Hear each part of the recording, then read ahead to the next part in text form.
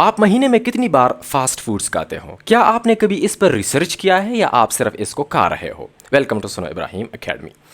جو بھی خوراک تیز شعلے پر بن جاتا ہے، ہائی ٹیمپریچر پر بن جاتا ہے، اور اسپیشلی اس قسم کا خوراک جن میں سوسز ڈالے گئے ہیں، جن میں پریزرویٹوز ڈالے گئے ہیں، تو پھر اس قسم کی خوراک کے اندر دو قسم کے کیمیکلز بن جاتے ہیں اس شعلے کی وجہ سے، اس آگ کی وجہ سے۔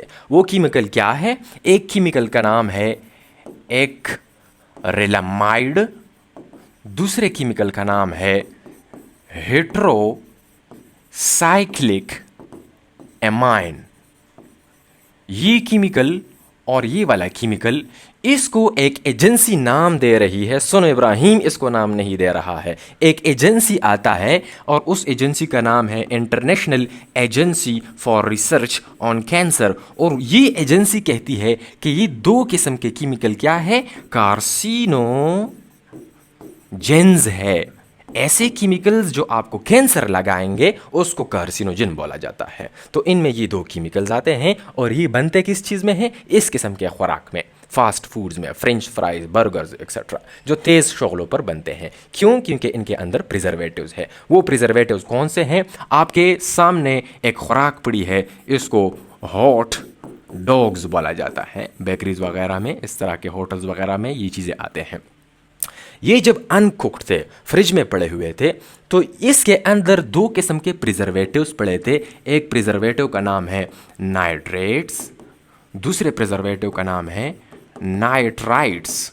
یہ دو پریزرویٹو اسی لیے ڈالے گئے تھے تاکہ مجھ سے یہ خوراک خراب نہ ہو جائے۔ 10 دن کے لیے اگر یہ پڑا رہے فریج میں تو یہ خراب نہ ہو جائے، اس پر بیکٹیریل اٹیک نہ ہو جائے، اسی نیت کی وجہ سے یہ نائٹریٹس اور نائٹرائٹس ڈالے گئے ہیں۔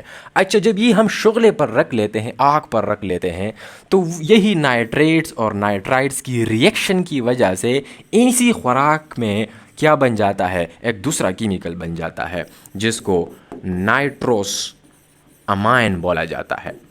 اب یہی نائٹروس امائن آپ کے معدے کے اندر، سیلز کے اندر چلا جاتا ہے۔ یہ آپ کے معدے کا ایک سیل ہے، اس کے اندر یہ ڈی این اے ہے، یہ نیوکلیس ہے۔ یہی نائٹروس امائن ادھر آ جاتا ہے، آپ کے سیل ممبرین کو کراس کر لیتا ہے، پھر ادھر آ جاتا ہے، آپ کی نیوکلیئر ممبرین کو کراس کر لیتا ہے، اور پھر آپ کے ڈی این اے کے ساتھ جڑ جاتا ہے، جس کو ڈی این اے ایڈکٹ بولا جاتا ہے۔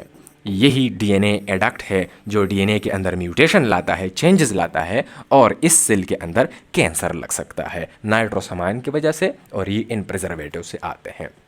کینسر کے بہت سارے وجوہات ہو سکتے ہیں، لیکن ان میں سے ایک وجہ ہماری لائف سٹائل اور ہماری ڈائٹ ہے۔ آج کل پوری دنیا اس قسم کے خوراکوں کو اس پر مجبور ہو چکی ہے، کیونکہ ہماری لائف تیز ہو چکی ہے، چلتے پھرتے بس ہم چیزیں کھاتے ہیں، ہمارے پاس ٹائم نہیں ہے، ہم ویٹ نہیں کر سکتے۔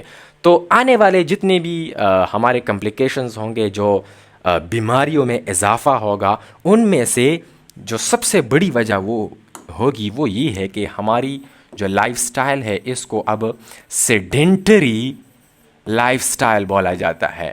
مطلب ہم چارپائی سے اٹھ نہیں رہے ہیں، ہماری نقل و حرکت بند ہو چکی ہے، چارپائی سے سب کچھ کر رہے ہیں، آن لائن چیزیں کر رہے ہیں، ہماری فزیکل ایکٹیویٹی ختم ہو چکی ہے، اس کو سیڈنٹری لائف سٹائل بولا جاتا ہے۔ ہماری بیماریوں کی سب سے بڑی وجہ یہ ہوگی مستقبل میں۔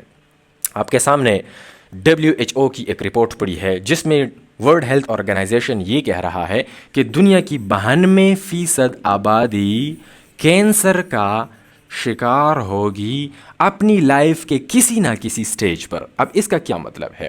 اس کا مطلب یہ ہے کہ 92% آبادی کو یا خود کینسر، ان میں سے کچھ افراد کو یا خود کینسر لگ جائے گا، یا اس کی اپنی فیملی میں کسی کو کینسر لگ جائے گا، یا اس کے اپنے پیسے یا اس کا وقت کسی کینسر پیشنٹ پر کنزیوم ہو جائے گا۔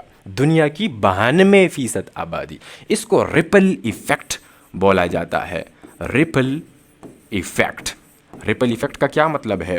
اس کا مطلب یہ ہے کہ ادھر پر مسئلہ آ چکا ہے اور اس مسئلے کے اثرات ادھر آ گئے، اس کو ریپل ایفیکٹ بولا جاتا ہے۔ جس طرح ہم کسی تالاب میں ایک پتھر ڈال لیتے ہیں اور وہ ویوز پورے تالاب میں پھیل جاتے ہیں، یعنی اس صرف ایک پتھر کے ڈالنے سے پوری تالاب کی خاموشی ڈسٹرب ہو گئی۔